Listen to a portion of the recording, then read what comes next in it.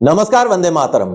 दोस्तों, स्वागत है आप सबका सैनिक पाठशाला में। 8वें पे कमीशन के टेंटेटिव एरियर कैलकुलेशन के इस वीडियो में आप सबका स्वागत है। दोस्तों आज का ये वीडियो 8वां पे कमीशन का एरियर कैलकुलेशन और साथ ही साथ जो डिफरेंस का अमाउंट है वो कैसे निकाला जाएगा उसके बारे में जानकारी देता हुआ वीडियो है। जी हाँ दोस्तों, 7वां पे कमीशन में किस तरीके से कैलकुलेशन होता है, 8वां पे कमीशन में कैसे कैलकुलेशन होगा, बिल्कुल आसान तरीके से आपको समझाऊंगा। क्योंकि आप सबको पता है 8वां पे कमीशन का नोटिफिकेशन निकल चुका है। 18 महीने का समय पे कमीशन को दिया जा चुका है और 18 महीने के बाद भी जब वो रिकमेंडेशन सरकार को सबमिट किया जाएगा उसके बाद उसमें और कुछ समय लगेगा, ये भी क्लियर है। और कहीं ना कहीं 2029 से पहले ही सारा मसला निपटने का एक सीधा सीधा फॉर्मूला दिखाई दे रहा है, क्योंकि शायद सरकार को 2029 तक 8वां पे कमीशन को लेके जाना है ताकि उसका फायदा आम चुनाव में मिल सके। ये जाहिर सी बात है, साफ साफ दिखाई दे रही है। तो ऐसे में अब 2029 हो या 28 हो, तब तक फिर पेमेंट पेंशन कैसे बढ़ता रहेगा?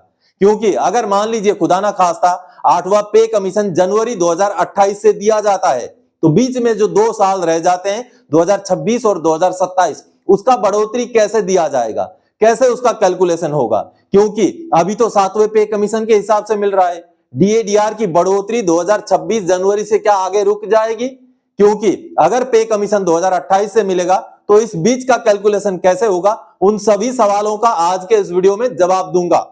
और साथ ही साथ आप चाहे सिपाही हैं, चाहे आप ऑनरेरी कैप्टन हैं, चाहे आप फैमिली पेंशनर हैं, चाहे आप आर्मी, नेवी, एयरफोर्स किसी भी सर्विस के हैं, आपका टेंटेटिव एरियर 8वां पे कमीशन में किस तरीके से कैलकुलेशन होगा, कितना तक का बन जाएगा, वो भी आंकड़ा आगे आपको आज के इस वीडियो में समझाऊंगा। दोस्तों वीडियो अहम है, महत्वपूर्ण है, पूरा वीडियो को देखिएगा, क्योंकि कई सारे पेंशनर्स के मन में यह सवाल है कि अगर 8वां पे कमीशन जाकर के 2027 के आखिर में या 2028 के शुरू में मिलता है तो तब तक ये कैलकुलेशन कैसे होता रहेगा? फिर वही चीजें आज समझाऊंगा, बेहद अहम है, आसान तरीके से समझाऊंगा, आपको समझ में आ जाएगा। इसलिए वीडियो को पूरा देखिएगा, क्योंकि अब पता चल गया है कि पे कमीशन में देरी होगी, ये जाहिर सी बात है। तो जो देरी में कैलकुलेशन बनेगा वही कैलकुलेशन आज के वीडियो में बोर्ड में समझाऊंगा। तो चलिए वीडियो को पूरा देखिएगा। लेकिन वीडियो में आगे बढ़ने से पहले मेरा हमेशा की तरह आप सबसे आग्रह है दोस्तों, सामने के आंकड़े देखिए। दोस्तों अभी भी बहुत सारे ऐसे व्यूअर्स हैं जो चैनल के सब्सक्राइबर नहीं है लेकिन वीडियोस देखते रहते हैं, तो उनसे मेरा आग्रह है कि फटाफट से पहले चैनल को सब्सक्राइब कर लें ताकि कोई भी वीडियोस अपलोड किए जाएं उनका नोटिफिकेशन आप तक मिल सके और आपसे कोई भी जानकारी ना छूटे। सैनिक पाठशाला में जो जानकारियां दी जाती हैं उससे आप महरूम ना रहें। तो फटाफट से पहले चैनल को सब्सक्राइब करें, फिर वीडियोस देखना कंटिन्यू रखें। चलिए अब आगे बढ़ते हैं। 8वें पे कमीशन की इस दिलचस्प जो कैलकुलेशन है वो आपको समझाऊंगा। चलिए दोस्तों, 8 सीपीसी लागू है 1 जनवरी 2026 से, ये क्लियर है। बेशक कुछ अलाउंसेस में सरकार हो सकता है बाद का डेट तय करे, लेकिन जो बेसिक पे है, बेसिक पेंशन है, वो 1 जनवरी 2026 के डेट से ही बढ़ेगा। लेकिन खुदा ना खास्ता अगर 2 साल डिले हो जाए और 8 सीपीसी मिलेगा 1 जनवरी 2028 से, इसको अगर हम मान लें, यहां मैंने स्टार लगा दिया है, हो सकता है 1 जनवरी 2028 भी हो सकता है, 1 जुलाई 2027 भी हो सकता है, 1 अप्रैल 2029 भी हो सकता है, कुछ भी हो सकता है, लेकिन अंदाजतन मैंने मान लिया है कि मान लीजिए मिलता है हमें 1 जनवरी 2028 को, क्योंकि पे कमीशन ने 18 महीने काम करना है, फिर सरकार ने आगे और 6-8 महीने लगाने हैं। तो इस लिहाज से अगर जनवरी 2028 से हमें पे कमीशन का फायदा मिलता है तो ये बीच के जो 2 साल हैं, 1 जनवरी 2026 से लेकर 31 दिसंबर 2027 के बीच के जो 2 साल हैं, इनका कैलकुलेशन कैसे आगे बढ़ता रहेगा? क्योंकि जब तक पे कमीशन लागू नहीं होगा, नया तरीके से डीएडीआर निर्धारण करने का भी कोई फॉर्मूला आएगा नहीं, तो 7वें पे कमीशन के हिसाब से ही आगे कैलकुलेशन होता रहेगा। उसी चीज को आज इस वीडियो में समझाऊंगा। तो चलिए अब देखिए, हम एग्जाम्पल के तौर पे लेके चलते हैं एक बेसिक पेंशन, जो कि एक नायक रैंक का पेंशनर का बेसिक पेंशन है। 17 साल के नायक हो, टीएस नायक हो, एमएससीपी नायक हो, एसीपी नायक हो, जिनका भी लेंथ ऑफ सर्विस 17 साल है और जिनको ओआरओपी 3 का रेट में पेंशन मिल रहा है, उनका आज के डेट में बेसिक पेंशन है 21,488 रुपए। इस पेंशन को हमने मिसाल के तौर पर ले लिया। अब 8वें पे कमीशन में हम मिनिमम फिटमेंट फैक्टर लगा देते हैं और आज के डेट तक हम मिनिमम फिटमेंट फैक्टर मान के चलें तो 1.92 को हम एक स्टैंडर्ड फिटमेंट फैक्टर के तौर पे ले सकते हैं। तो तो 1.92 का फिटमेंट फैक्टर हमने लिया और 8वें पे कमीशन में 21,488 को हमने बढ़ा करके 1.92 लगा करके 41,257 रुपए बेसिक पेंशन बना दिया। अब चलिए कैलकुलेशन किस तरीके से करते हैं। अब देखिए, जनवरी 2026 से लेकर जून 2026 तक हमारा डीएडीआर का आंकड़ा रहने वाला है 60%। इसका लगभग तय हो चुका है। तो ये 60% अगर आंकड़ा होगा तो हम 7वें पे कमीशन का पहले कैलकुलेशन समझते हैं कि कैसे वो कैलकुलेशन आगे बढ़ेगा, क्योंकि जब तक 8वां पे कमीशन को लागू नहीं किया जाएगा हमारा जो भी कैलकुलेशन आगे बढ़ता रहेगा वो 7वें पे कमीशन के हिसाब से ही बढ़ता रहेगा। तो मान लीजिए, मानना क्या है, 60% तो हो ही जाएगा डीएडीआर, इतना ही होगा, इससे ज्यादा भी नहीं होगा कम भी नहीं होगा। तो 21,488 रुपए में हम अगर 60% डीएडीआर लगा देते हैं तो ये आंकड़ा बनता है 34,381। 34,381 रुपए बन जाता है ये, इस पर 60% डीए लगाने से। तो ये हमारा होगा जनवरी से जून 2026 तक, यानी कि 6 महीने का। ठीक है, इंटू 6 महीना, तो 6 महीने अगर इसको हम करते हैं तो इन 6 महीने के दौरान आपका कुल पेंशन बनेगा 2,06,286 रुपए। 2,06,286 रुपए ये बनेगा आपका इन 6 महीने का कुल पेंशन 60% डीए के हिसाब से या डीआर के हिसाब से। अब यही कैलकुलेशन आगे बढ़ाते हैं हम जुलाई 2026 से दिसंबर 2026 तक। डीए का परसेंटेज हम मान के चलते हैं 63%, क्योंकि हमने अमूमन आंकड़ा देखा है कुल 10 साल में 60% डीएडीआर अगर बन जाता है तो लगभग 3% की बढ़ोतरी है। तो अंदाजतन हम मान के चलते हैं कि 63% डीआर हो जाएगा जुलाई 2026 में। यह 7वें पे कमीशन के हिसाब का कैलकुलेशन है, आगे 8वां का जब समझाऊंगा तब चीजें आपको क्लियर होंगी। तो 63% डीआर अगर जुलाई 2026 से दिसंबर 2026 तक मिलता है तो 21,488 रुपए में अगर हम 63% डीआर जोड़ दें तो यह आंकड़ा बनेगा 35,026 रुपए का। 35,026 रुपए का। इसको हम गुणा करेंगे 6 महीने से तो कितना अमाउंट मिलेगा, इस 6 महीने के दौरान आपका पेंशन मिलेगा आपको 2,10,156 रुपए। 2,10,156 रुपए। समझ में आ रहा है? आई थिंक आप समझ रहे हैं, ज्यादा कुछ कॉम्प्लिकेटेड है नहीं। इससे ज्यादा और समझ में आएगा जब मैं आपको 8वां पे कमीशन का कैलकुलेशन इधर समझाऊंगा।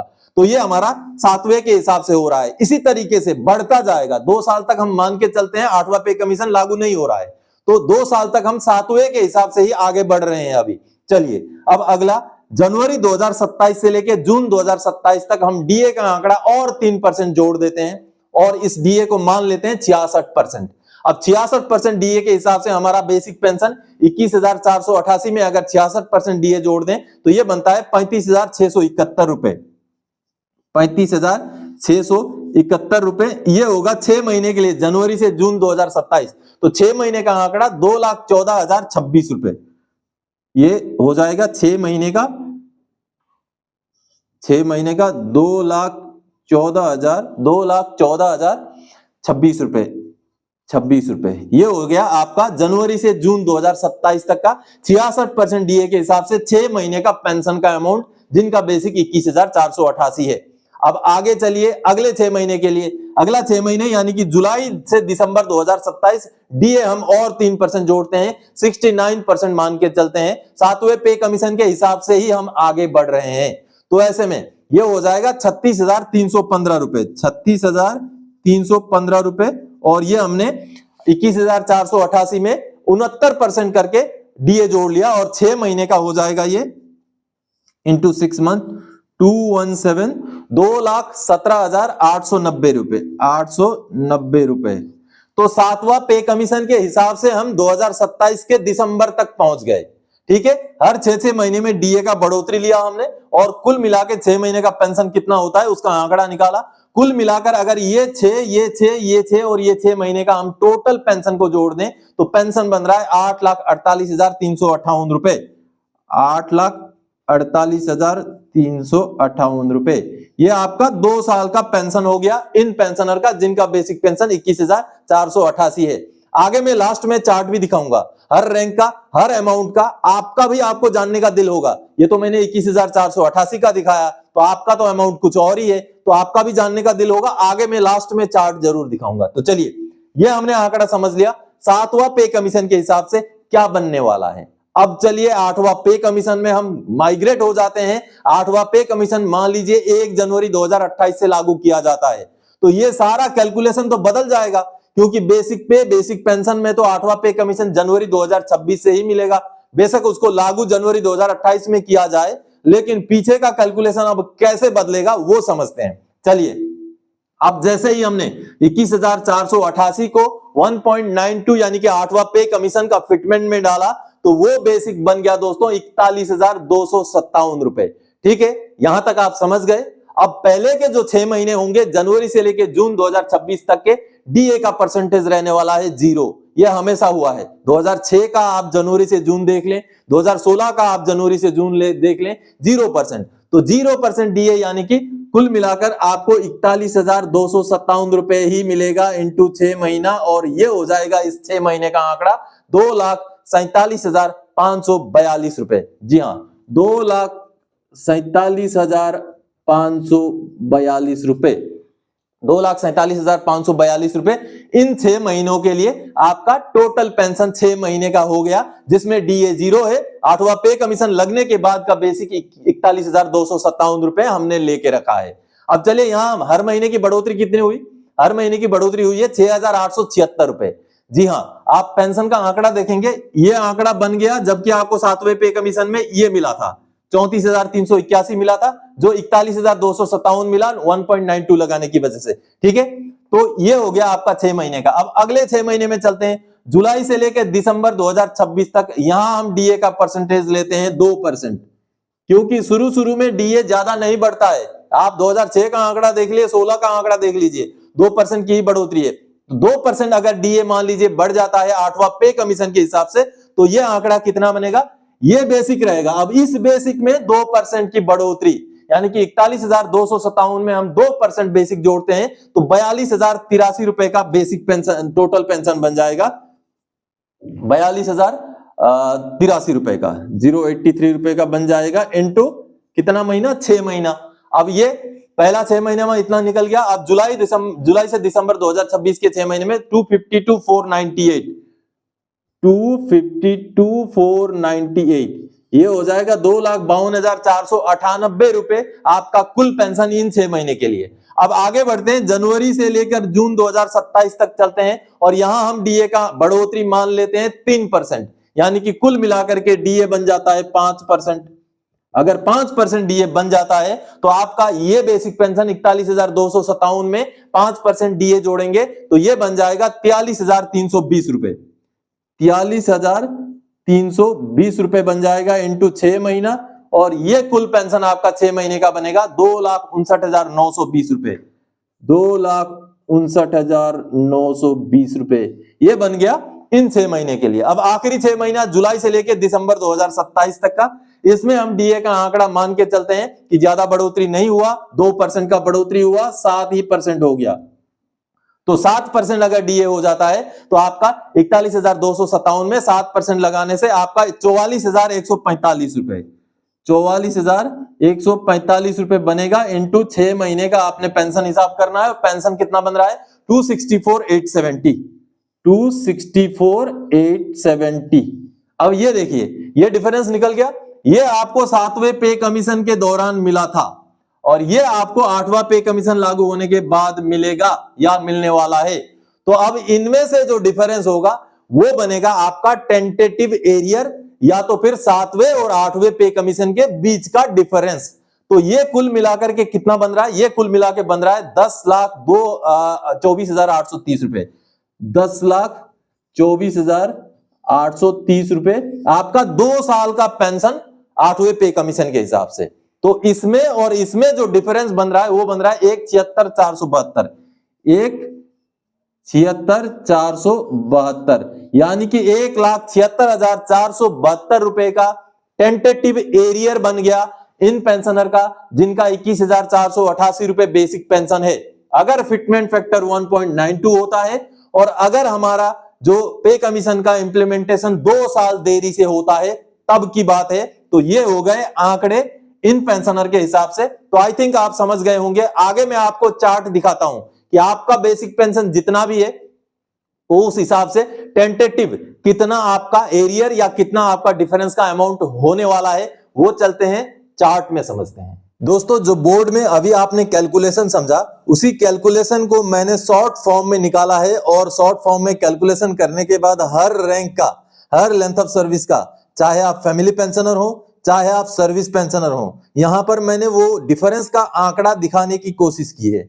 ये आंकड़ा फॉर्मूले के बेस पे निकाला है। हो सकता है जो मैंने बोर्ड पर आपको कैलकुलेशन समझाया उस कैलकुलेशन के हिसाब से भी इस आंकड़े में 100-200 रुपए का डिफरेंस टोटल अमाउंट में हो सकता है, वो कोई बड़ी बात नहीं है। लेकिन अंदाजतन 2 साल का अगर 1.92 के हिसाब से फिटमेंट फैक्टर लग जाए और जिस तरीके से मैंने डीएडीआर की बढ़ोतरी को बोर्ड में दिखाया उसी तरीके का अगर डीएडीआर का बढ़ोतरी हो जाए, चाहे 7वां पे कमीशन में चाहे 8वां पे कमीशन में, तो आपका अंदाजतन जो डिफरेंस का अमाउंट है या आप यूं कहें तो जो टेंटेटिव एरियर है उसका अमाउंट कितना होगा वो सामने आप देख पा रहे हैं। अगर मैं बात करूं सिपाही 15 साल लेंथ ऑफ सर्विस की जिनका आज के डेट में OROP 3 के रेट में बेसिक पेंशन 20,325 है, तो उनका जो डिफरेंस का अमाउंट हो जाएगा 2 साल का 1,66,909 रुपए का हो जाएगा। वहीं अगर ordinary family pension normal rate लेने वाली फैमिली पेंशनर की बात करूं 15 साल लेंथ ऑफ सर्विस के सिपाही का जिनका आज के डेट में फैमिली पेंशन 12,195 है, तो उनका जो डिफरेंस का अमाउंट हो जाएगा वो 1,01,45 रुपए हो जाएगा। अब यहां पर मैंने अमाउंट बोला दोस्तों टेंटेटिव, हो सकता है इसमें कुछ अप डाउन रहे, लेकिन जो अभी मैंने थोड़ी देर पहले आपको बोर्ड में समझाया था, एक 17 साल के एसीपी नायक हो, टीएस नायक हो या 17 साल के नायक जिनको एमएससीपी मिला हुआ हो, एमएससीपी नायक मिला हुआ हो, सिपाही हो नायक मिला हुआ हो, उनका जिनका बेसिक पेंशन 21,488 है, उनका यहां पर कैलकुलेशन में निकला है 1,76,459 रुपए, जबकि मैंने आपको बोर्ड में दिखाया था 1,76,472 रुपए। तो इस तरीके से थोड़ा बहुत अमाउंट में डिफरेंस हो सकता है, वो अलग बात है।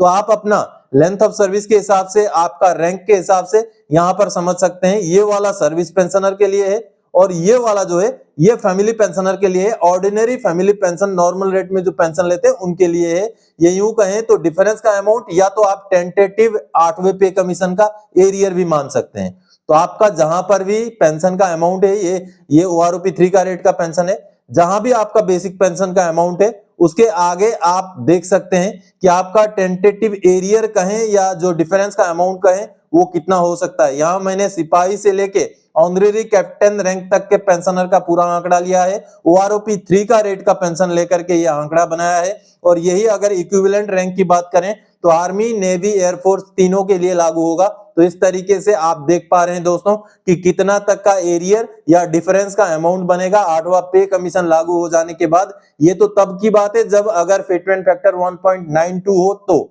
ये 2 साल का एरियर है दोस्तों। तो अभी आपने चार्ट देखा दोस्तों, आप समझ गए ये टेंटेटिव आंकड़े हैं। ये आंकड़े तब हैं अगर 1.92 का डिफरेंस हो जाए, अगर फिटमेंट फैक्टर मिलता है तो, और ये आंकड़े तब हैं अगर हमारा एरियर जो है 2 साल का अगर बनता है तो इन हिसाब से ये आंकड़े हैं। आंकड़े अंदाजतन है लेकिन कैलकुलेशन बिल्कुल एक्यूरेट है।